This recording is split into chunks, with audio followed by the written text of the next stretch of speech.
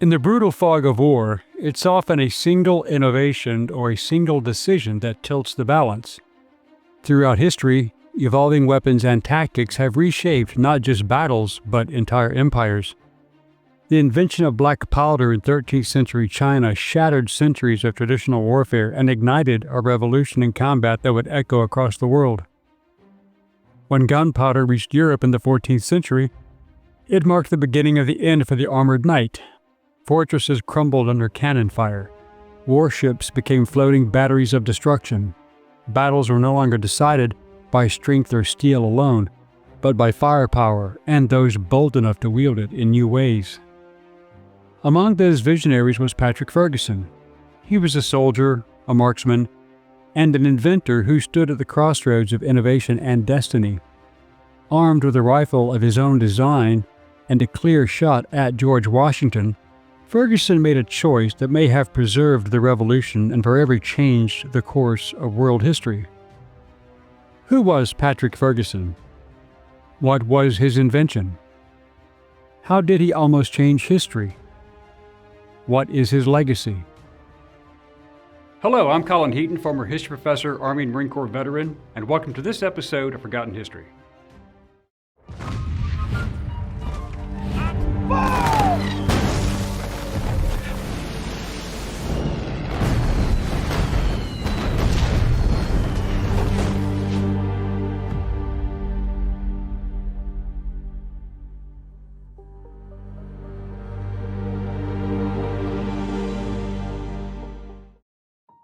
Patrick Ferguson was born at Pitford in Aberdeenshire, Scotland, on May 25, 1744, according to the Old Julian calendar, which corresponds to June 4th on the modern calendar.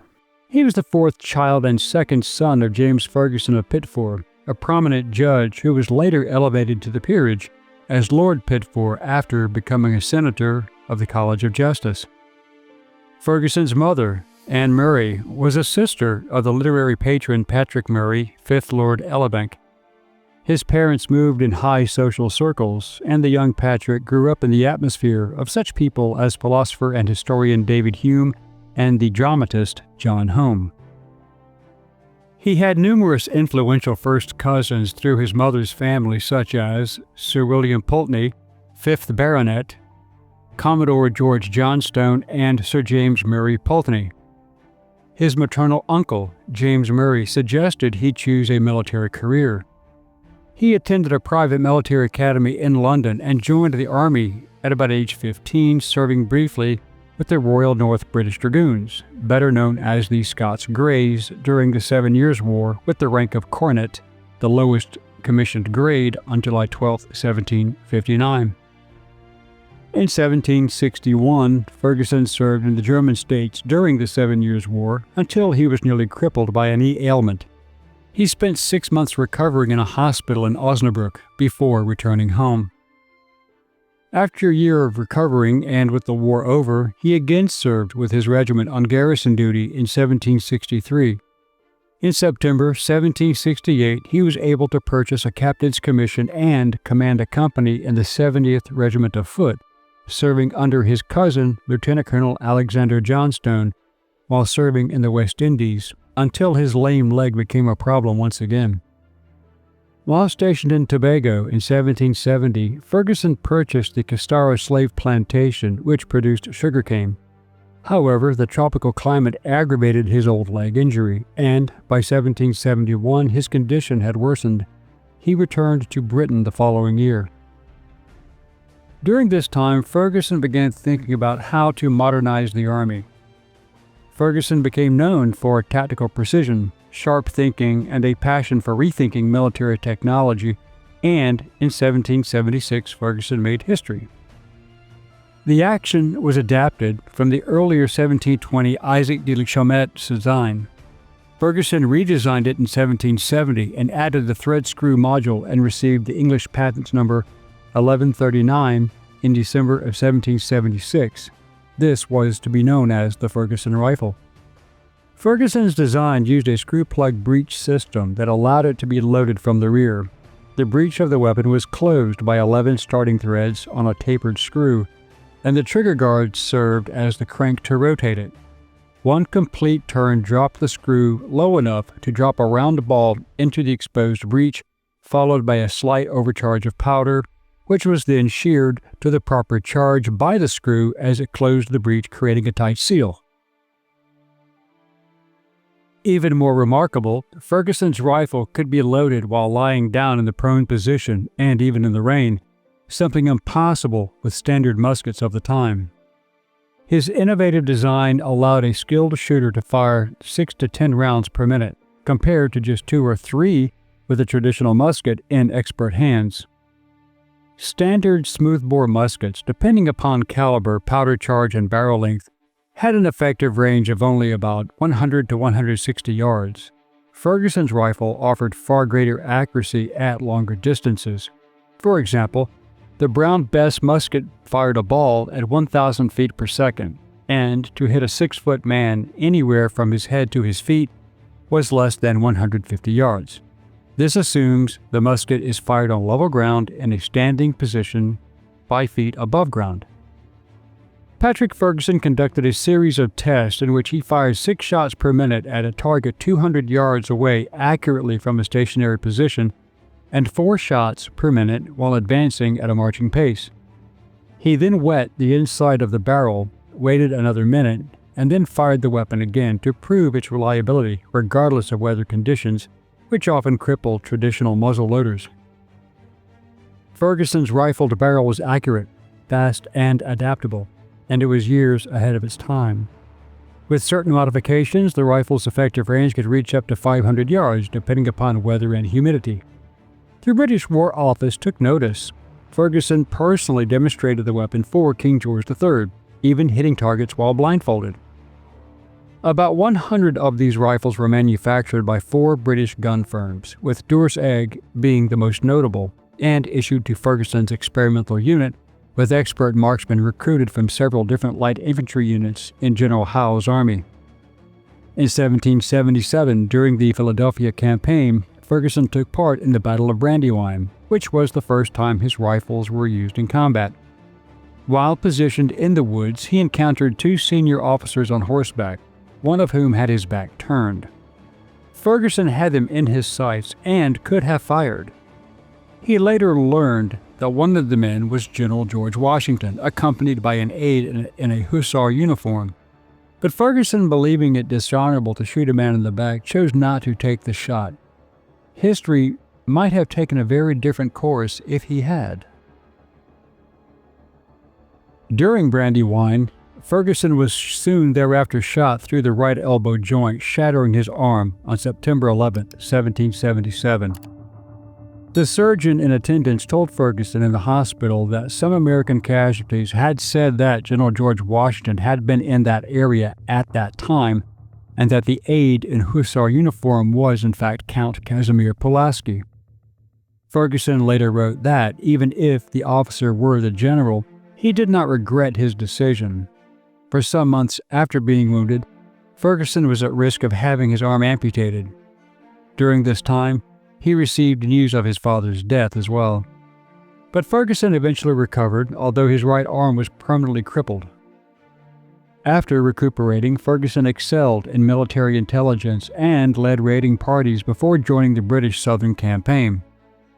Ferguson resumed his military duties in May of 1778 under the command of Sir Henry Clinton. In October 1778, he was assigned to lead a raid in southern New Jersey to suppress privateers who had been seizing British ships. They were located at Little Egg Harbor River, and Ferguson attacked their base in what is known as the Battle of Chestnut Neck.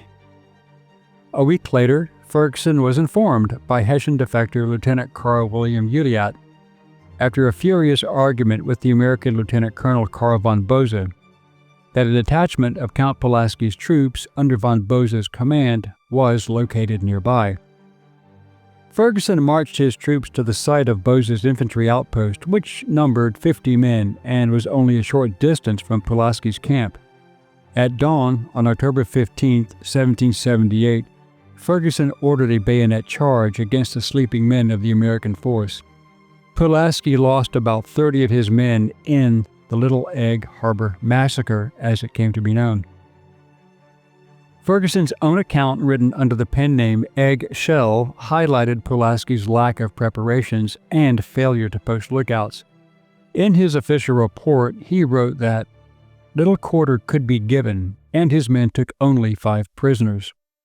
He did not destroy the 3 houses used by the Americans because they belonged to Quakers, whom he considered innocent civilians. Pulaski eventually led his mounted troops, called Pulaski's Legion, in a charge, causing Ferguson to retreat to his boats, minus a few men who had been captured. Ferguson reported his losses as 2 killed, 3 wounded, and 1 missing. In fact, Ferguson's personal correspondence reveals a man of intelligence, humor, and charm. During this time, he also wrote several articles, satirical in tone, for publication in Rivington's Royal Gazette, under the pseudonyms Egg Shell, Memento Mori, and John Bull. Ferguson was promoted to Major in the 71st Foot on October 25, 1779, and sent south, where General Clinton appointed Ferguson as Inspector of Militia in South Carolina. On May 22, 1780, General Lord Cornwallis was sent to invade North and South Carolina to keep those 2 colonies within the British Empire. Ferguson's mission was to march to the Tryon County area of North Carolina and recruit men from the Tory population and protect Cornwallis's left flank as he marched to Charlotte, North Carolina. By this time, Ferguson had acquired the nickname of Bulldog among his militiamen and regulars, and he was highly respected. Later, he fought at the Battle of Monk's Corner in South Carolina and helped the British secure Charleston. Afterward, he was tasked with raising militia forces in the backcountry region of North and South Carolina. On the evening of August 18, 1780, 200 colonial partisan cavalry under the joint command of Colonels Isaac Shelby, James Williams, and Elijah Clark prepared to raid a Loyalist camp at Musgrove's Mill, which controlled the local grain supply and guarded a ford of the Enoree River. This was the Battle of Musgrove Hill, which launched on August 19, 1780, at a ford of the Enoree River near the present-day border between Spartanburg, Lawrence, and Union counties in South Carolina. The Colonials planned to surprise the garrison of 200, but a local farmer informed them that the Loyalists had been reinforced by about 100 militia and 200 provincial regulars were on their way to join Ferguson. The battle lasted barely an hour. 63 Tories were killed, an unknown number wounded, and 70 were taken prisoner. In contrast, the mounted American force suffered only 4 dead and 12 wounded. It was a swift and decisive victory that helped restore American morale after American General Horatio Gates lost the Battle of Camden. As for the Americans, they covered 60 miles with Ferguson in hot pursuit before making good their escape. Shelby's cavalry and the Over-Mountain men crossed over the Appalachian Mountains into the territory of the Watauga Association at Sycamore Shoals in present-day Elizabethton, Tennessee. By September 10th, Ferguson established a base camp at Gilberttown, North Carolina, and on September 19th, he ordered the Colonials to lay down their arms or he would, quote, lay waste to their country with fire and sword. He threatened towns, burned homes, and warned patriots they'd hang like dogs. The Americans accepted the challenge. On September 25, 1780, Colonels Isaac Shelby, John Sevier, and Charles McDowell and their 600 Over-Mountain men had joined with Colonel William Campbell and his 400 Virginia men at Sycamore Shoals. They prepared for the Battle of Kings Mountain near present-day Blacksburg, South Carolina. On October 7th, 1780, the Battle of Kings Mountain began, and the Loyalists, despite being on the high ground, were easy targets. The combined American force, using fast-flanking cavalry and accurate musket fire, overpowered the British Loyalists, who had around 1,100 fighters. Sitting on the mountain ridge directing the battle, Ferguson was shot from his horse. He was shot multiple times while trying to rally his men. His foot was caught in the stirrup and he was dragged by his frightened horse over to the American side, his sword still in his hand and wearing a checkered cloak, and when a soldier asked for his surrender, Ferguson drew his pistol and shot him as a last act of defiance. The Americans retaliated, and Ferguson's body was later found with 8 musket wounds. According to the Patriots' accounts, militia members stripped his body and reportedly urinated on him before burying him in an ox hide beneath a pile of stones. He was laid to rest alongside one of his mistresses, Virginia Sowell, who was also killed in the battle. The colonial militia commander, Colonel Benjamin Cleveland of North Carolina, claimed Ferguson's white stallion as a war prize and rode it home to his estate of Roundabout. After Ferguson's death, the plantation he owned was inherited by his younger brother, George, who had managed it since the early 1770s and developed it into a successful enterprise. Exports of rum, sugar, and molasses were sent back to Europe. Patrick Ferguson was survived by his mother, his brothers James and George, and sisters Annie, Elizabeth, Betty, Mrs. Skidmore, Wedderburn of Burkill, and Jean. In the 1920s, the U.S. government erected a marker at Ferguson's gravesite, which today is a part of the Kings Mountain National Military Park administered by the National Park Service. So, why wasn't the Ferguson rifle mass-produced? Well, for one, it was simply too expensive to manufacture using the decentralized system of gunsmiths and subcontractors available at that time. The design was ahead of its era in both concept and complexity, and without Ferguson himself to champion its use, the rifle had no advocate strong enough to push it forward. In combat, his rifles often broke down. The wooden stock, especially around the lock mortise, couldn't withstand the stress of the oversized lock and breech mechanisms. Most surviving military Fergusons include a horseshoe-shaped iron reinforcement under the lock to keep the stock intact, where it frequently cracked. A stronger, thicker stock made from more durable wood likely would have solved this issue. There was also the matter of maintenance. While reloading was rapid, the breech screw had to be lubricated with a mixture of beeswax and tallow. Without it, the rifle would foul quickly and often needed cleaning after just 3 or 4 shots. Yet modern testing paints a different picture.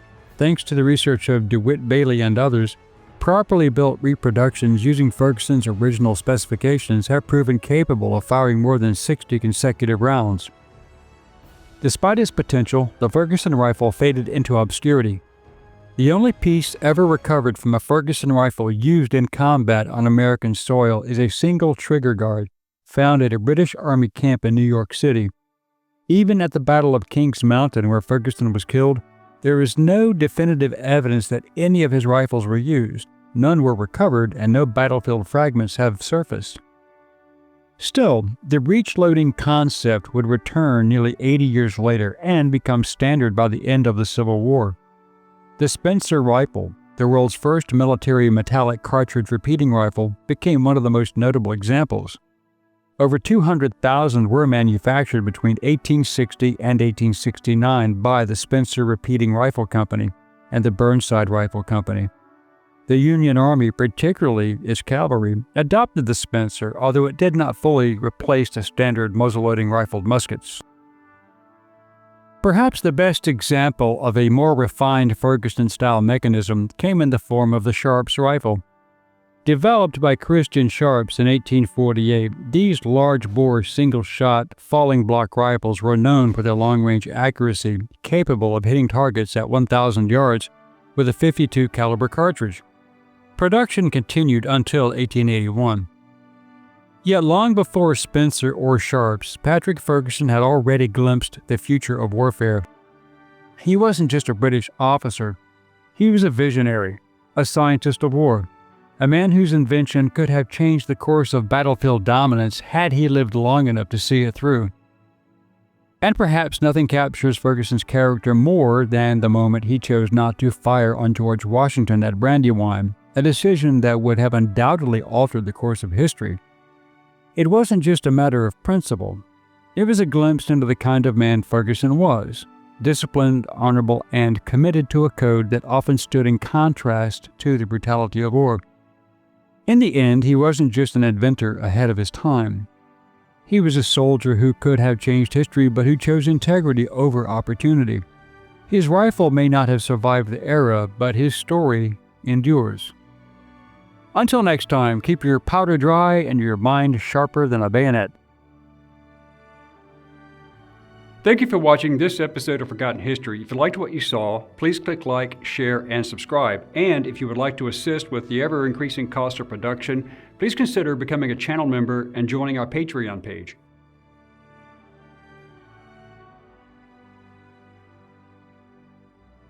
Please check out our merchandise store. And thanks for watching.